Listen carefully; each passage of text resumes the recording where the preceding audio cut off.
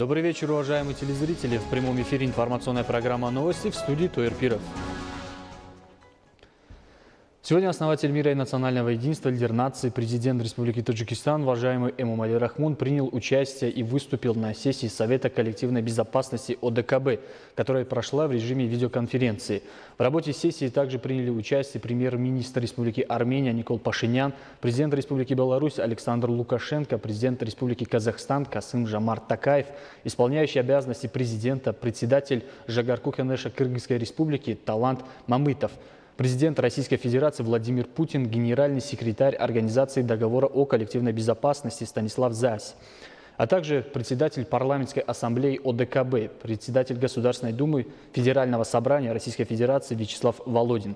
Очередное заседание Совета коллективной безопасности ОДКБ прошло под председательством президента Российской Федерации Владимира Путина.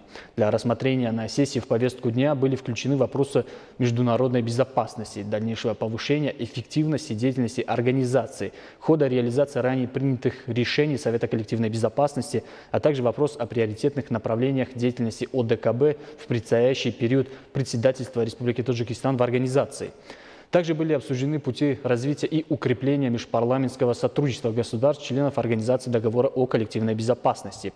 В своем вступительном слове лидер нации, президент Республики Таджикистан, уважаемый Эмомали Рахмон, особо отметил усилия по обеспечению устойчивости работы организации в сегодняшних непростых условиях, когда мир столкнулся с небывалым ростом вызовов и угроз безопасности. В этом контексте были подчеркнуты различные сложности социально-экономического характера, с которыми столкнулось мировое сообщество вследствие пандемии COVID-19. Глава государства отметил актуальность наращивания потенциала ОДКБ по эффективному противодействию угрозам и вызовам безопасности. Касаясь темы перехода функций председательства в ОДКБ к Республике Таджикистан, лидер нации, уважаемый Эмомали Рахмон, подчеркнул готовность нашей страны к продолжению линии, направленной на укрепление в рамках организации взаимодействия по обеспечению безопасности и спокойной жизни народов стран-членов ОДКБ. С учетом все более актуального использования различными террористическими и экстремистскими структурами информационно-коммуникационных технологий для агитационных и вербовочных целей была отмечена важность дальнейшей координации действий спецслужб в сфере борьбы с киберпреступностью, а также реализации решений Совета коллективной безопасности о формировании единого списка организаций, признанных террористическими в формате ОДКБ. Также были затронуты вопросы обстановки на южных рубежах зоны ответственности ОДКБ, ситуация в Афганистане и наркотической угрозы. В своем заключительном слове лидер нации изложил видение Таджикистана по приоритетным направлениям председательства в организации в 2021 году. Также было заявлено о намерении Таджикистана акцентировать внимание на дальнейшее содействие расширению взаимодействия в политическом направлении, продолжение работы по укреплению сотрудничества в военной и военно-технической сфере, а также активизации взаимодействия ОДКБ с международными и региональными организациями. С учетом нынешней ситуации, связанной со вспышкой нового коронавируса, Таджикистаном было выдвинуто предложение создать механизм сотрудничества в рамках ОДКБ в направлении обеспечения медицинской и биологической безопасности стран-членов Содружества. В завершении своей речи президент Таджикистана пригласил глав государств-членов организации в Душанбе для участия в работе сессии Совета коллективной безопасности ОДКБ. По итогам сессии были приняты заявления и декларация ОДКБ. Подписаны ряд важных решений Совета, связанных с дальнейшим укреплением сотрудничества государств-членов ОДКБ. Далее. В период с 2011 по 2020 год в рамках национальной программы здорового образа жизни в Республике Таджикистан было принято много важных и эффективных мер по пропаганде здорового образа жизни среди населения, а также достигнут значительный прогресс в сфере здравоохранения страны. Сейчас разрабатывается проект национальной программы здорового образа жизни в Республике Таджикистан на 2021-2025 годы. В Таджикистане начинается разработка проекта национальной программы здорового образа жизни на 2021-2025 годы.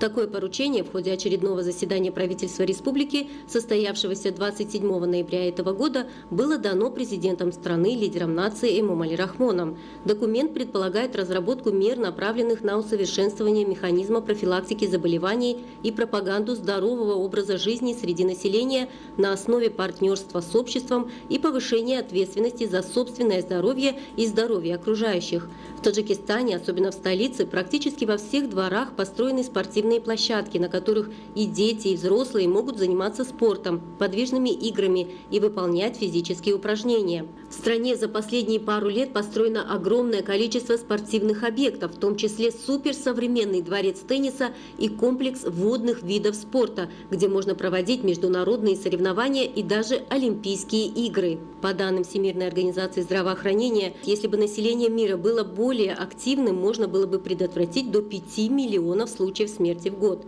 ВОЗ подчеркивает, что все люди в любом возрасте с разными способностями могут быть физически активными и, что важны, все виды движения.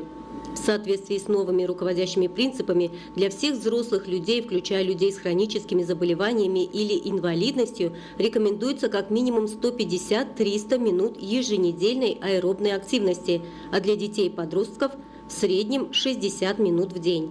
Статистические данные ВОЗ показывают, что каждый четвертый взрослый и 4 из 5 подростков в мире недостаточно физически активны.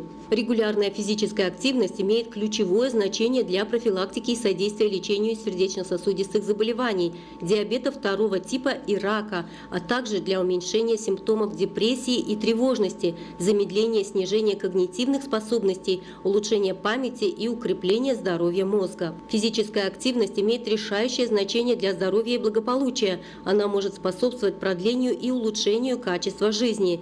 Все виды физической активности полезны и могут выполняться во время работы, занятий спортом, досуга или передвижения, ходьба, езда на велосипеде, а также во время танцев, игр и повседневных домашних дел.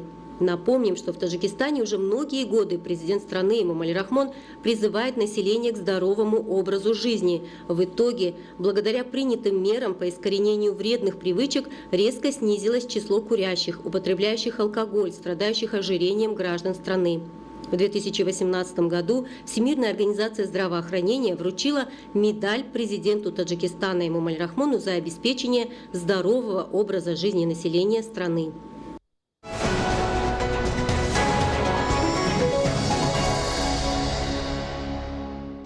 В столице страны по поручению председателя города Душанбе, уважаемого Рустами Эмомали, с целью предотвращения распространения инфекционных заболеваний, в том числе коронавируса COVID-19, проводится акция под девизом «Носи маску, позаботься о здоровье окружающих».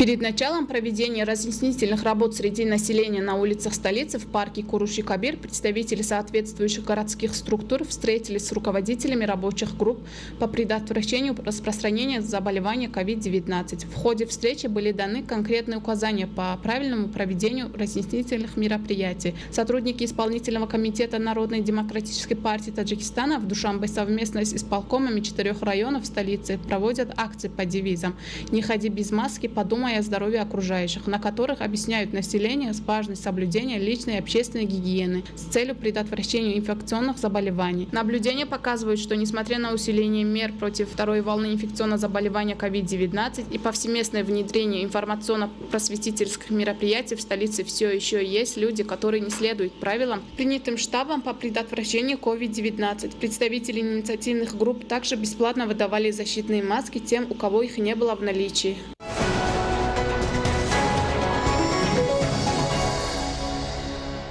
Уважаемые телезрители, это были главные новости к этому часу. Оставайтесь с нами и будьте здоровы.